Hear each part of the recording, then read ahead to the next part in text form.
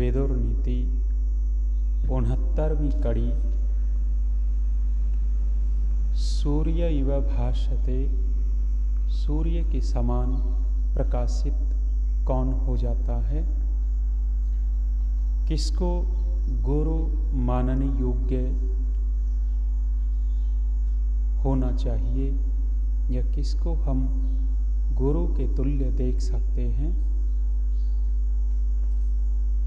यह आत्मना पत्रपते भृशं नरः स सर्वलोकस्य गुरुर्भवति उत अनंत तेजः सुमनः समाहितः स तेजसा सूर्यैव भासते। कहते हैं यह आत्मना,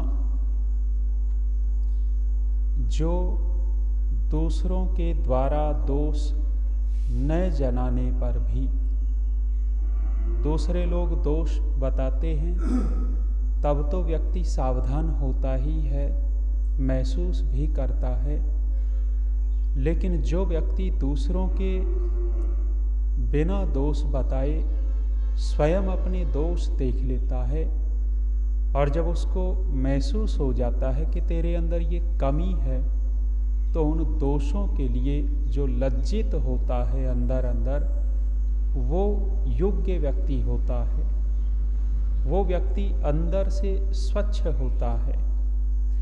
और ऐसे व्यक्ति को हम गुरु के तुल्य देख सकते हैं। अनेक बार दोष हमारी पकड़ में नहीं आते। बहुत सारे दोष हमारे ऐसे होते हैं जो दूसरा व्यक्ति ही देख पाता है, हम नहीं देख पाते। हम बैठे बैठे ऐसी क्रियाएं कर बैठते हैं, हमें पता ही नहीं लगता, लेकिन दूसरों की नज़र में आ जाता है कि गलत कर गया। हम बातचीत करते करते कुछ ऐसी बात कह जाते हैं कि दोष हो गया, लेकिन हमें तो नहीं पता लगा, दूसरा व्यक्ति पकड़ लेता है कि गड़बड़ कर गया।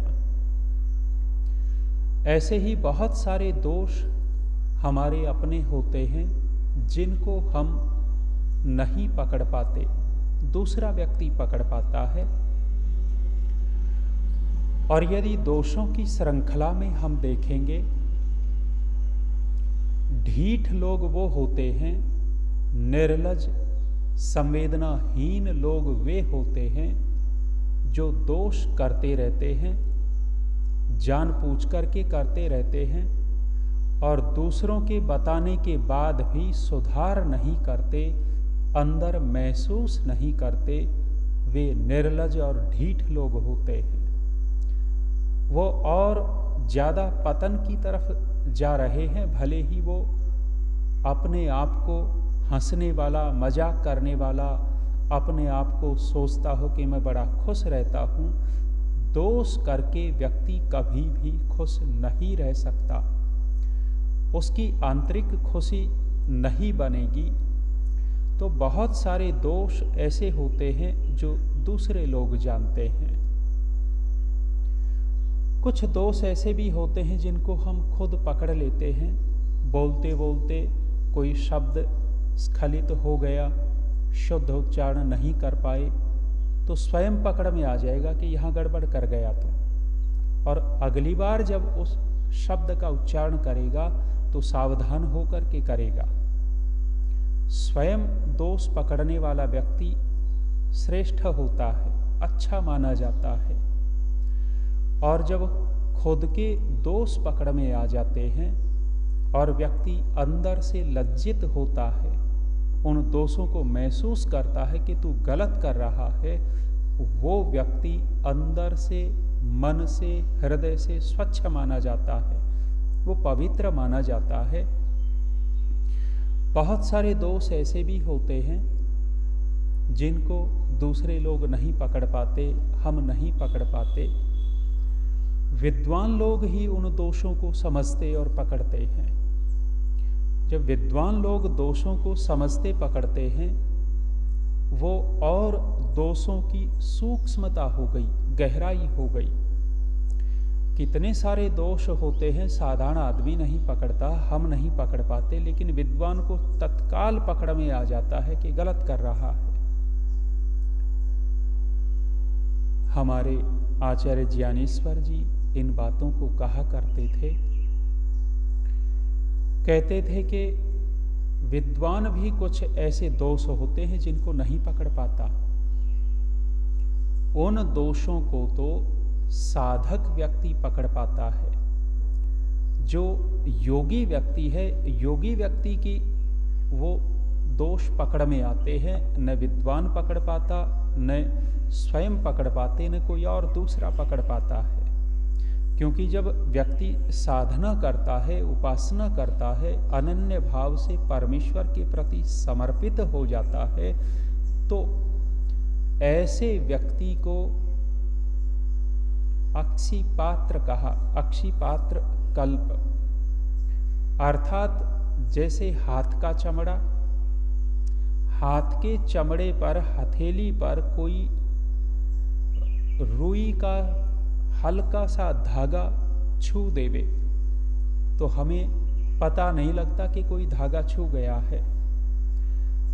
और यदि आँख के अंदर का जो भाग है वो हल्का सा जो ऊन का धागा, रुई का रेशा है, वो छू जाए तो एकदम पता लगता है कि कुछ आँख में गिर गया है, आँख को छू गया है। साधारण लोग तो ऐसे होते हैं जैसे हाथ का चमड़ा, हथेली को वो धागा छू भी जाता है तो भी पता नहीं लगता, लेकिन योगी लोग वे होते हैं जैसे आँख में वो हल्का सा जो रेशा छुआ एकदम पता लग गया। वो साधक लोग अपने दोषों को तत्काल पकड़ लेते हैं और पकड़ करके दूर करते हैं, दूसरों के दोषों को देख लेते हैं। तो बहुत से दोष ऐसे हैं जिनको हम पकड़ लेते हैं, बहुत सारे वो हैं जिनको हम नहीं पकड़ते, दूसरे लोग पकड़ पाते हैं।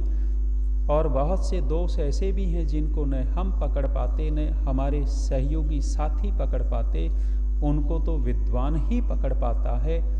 और इससे भी आगे बढ़े कि ऐसे भी दोष हैं जो न हम पकड़ते, न हमारा सहयोगी पकड़ पाता, न विद्वान पकड़ पाता। उन दोषों को तो साधक व्यक्ति, योगी व्यक्ति पकड़ पाता है। इससे भी बढ़कर के बात ये कही कि कुछ दोष ऐसे भी होते हैं जिनको योगी भी नहीं पकड़ पाते। उन दोषों को तो केवल और केवल परमात्मा ही समझते हैं कि इसके अंदर ये दोष है।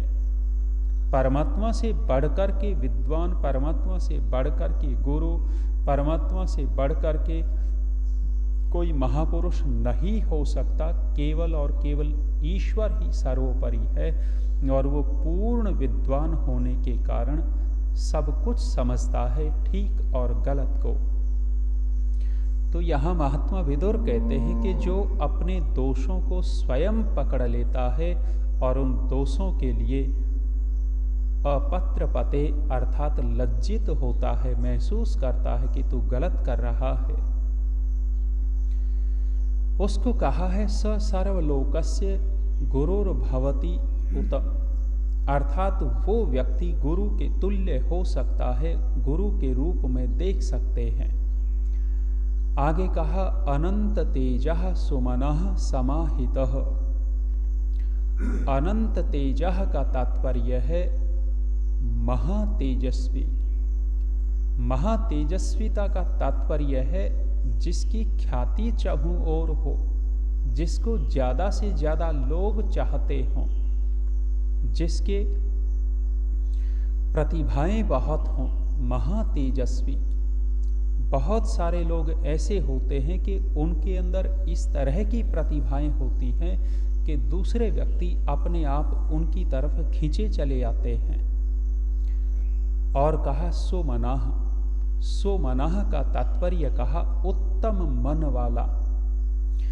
मन के भी अलग अलग स्तर हैं। यदि हम मन को देखने लगते हैं तो मन के बहुत सारे स्तर दिखाई देंगे और मन के उन स्तरों में उत्तम मन वाले को श्रेष्ठ कहा है।